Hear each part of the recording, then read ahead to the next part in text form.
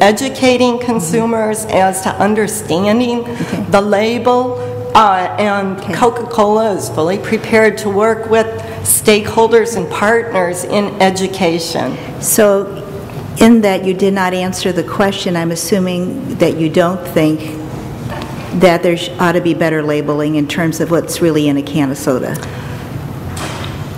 I would really want to take a good hard look at that. When do you think you might get back to us on what you really think? I will get back to you as soon as I am able to, Senator. Thank you. And last question, do you believe that soda at all has contributed to the rise in obesity and diabetes and obesogenics over the last 10 years? What I believe really is that all of the calories count, and the totality needs to be in balance with the energy in and energy out, and any excess calorie, be it in the form of a liquid or in the form of a food, can contribute. Thank you very much. Senator Flores. Thank you, Senator Alquist. I appreciate your comments. I always love doing these hearings with Senator Alquist because I think she gets right down to the heart of some of the questions. I have one question, maybe one larger question for you, and that is, it seems though, as Senator Alquist has mentioned, the premise of both your presentations are calories are calories. Have I also misunderstood what you're saying? Either of you. Be fine.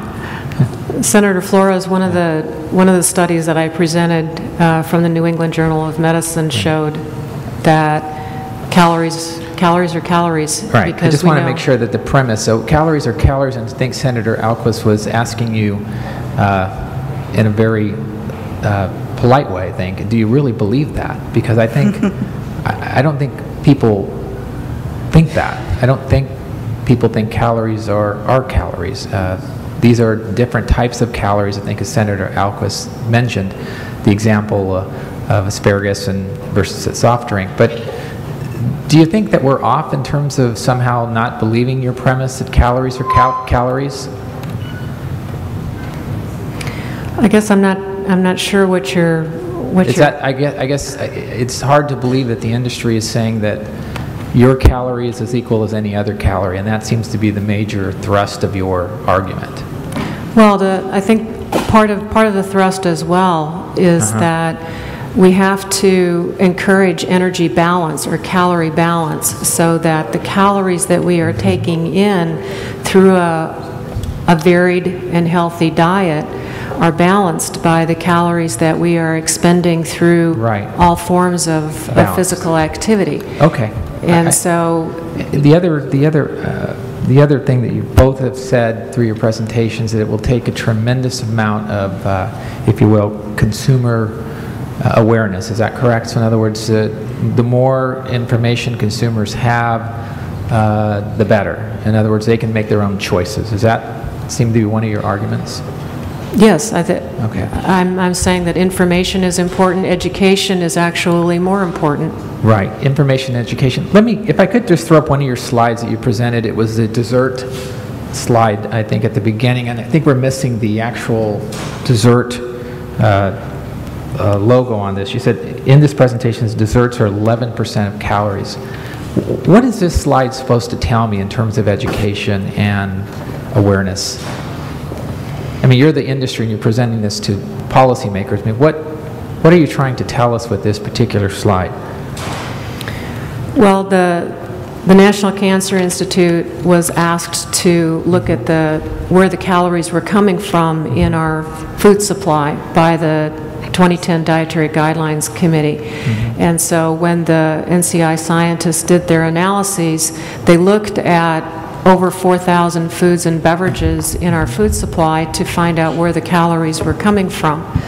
And what they found was that the largest source of calories was coming from grain-based desserts. There are also dairy-based desserts, there's candy, there's other foods in that food supply pie chart that the NCI scientists were asked to look at. I got it. But what's the purpose of you highlighting desserts at 11% of calories? I mean, this is your slide. I'm just trying to get an understanding of what you're trying to portray. Well, desserts might be considered discretionary calories as well. Okay. So how we choose to consume discretionary calories is personal choice. And I think this is the point. So not all calories are calories. There are discretionary calories. There are additive calories.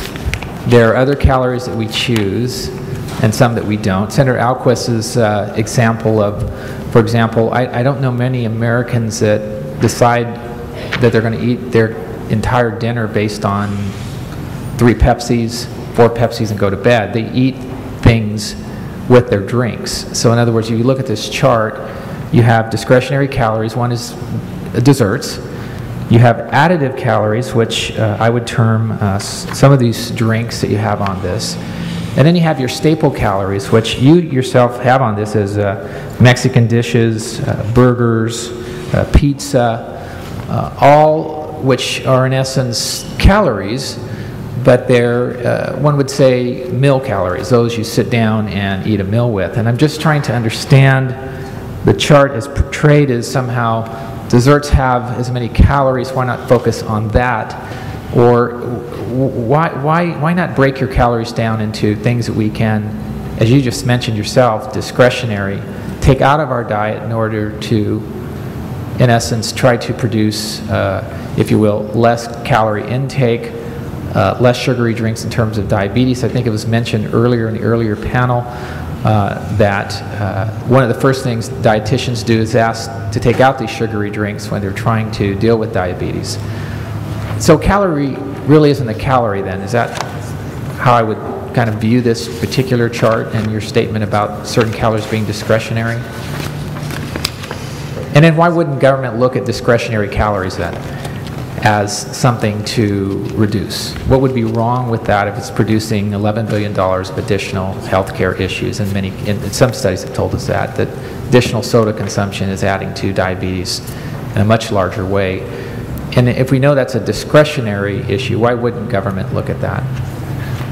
Alcohol is discretionary, tobacco is discretionary. It's not a staple. Why wouldn't we look at it in the same manner?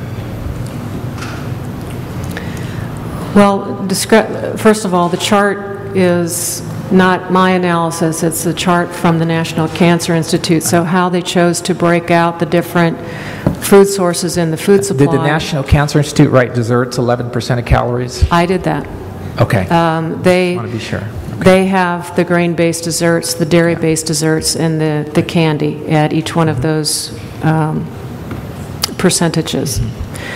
Discretionary calories is a concept that was introduced by the 2005 Dietary Guidelines Committee almost 5 years ago now. And discretionary calories are supposed to reflect those calories that we can choose how we get those calories. Right. You may choose a soft drink or you may not. I may choose a jelly donut or I may not. Right. Part of my discretionary calories, which I hope to enjoy a little bit later today, is a good glass of California Chardonnay.